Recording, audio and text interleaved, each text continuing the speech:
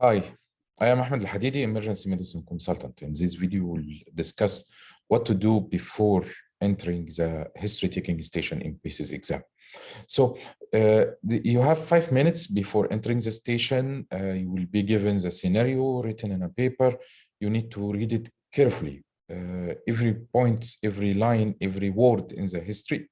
And you will be given also a white paper. Just white paper, front and back, and a pencil. In the front of the white paper, you will write what is the symptoms given in this scenario, what is the patient complaint.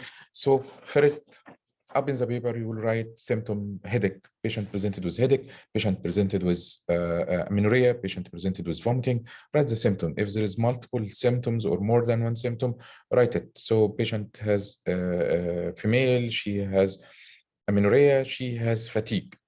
What is the combination of symptoms? Also, write the differential diagnosis. What is the most important differential diagnosis for this complaint? Very fast. So enumerate just what is the causes for amenorrhea?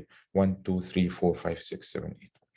And in the back of the paper, you will write the elements of the history taking. So turn off the paper and back of the paper, write present history and element of present history. And if there is a specific points you need to ask or a specific question you need to ask about this symptom, write it here.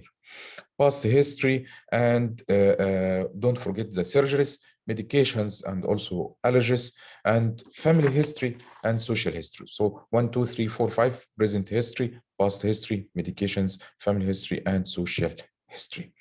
It's very important to be systematic and to ask all these questions. If there is a specific question for each element, write it in these 5 minutes. So specific question in social history, for example, driving, and some complaints like seizures, smoking, alcohol intake, right? You have specifically, so you will not forget to ask about this question, this point inside the room itself. Family history, very important. It's easily missed during exam, and after you finish the exam, after you finish taking the history, you will find that you forget to take or to ask about family history, medications, present history.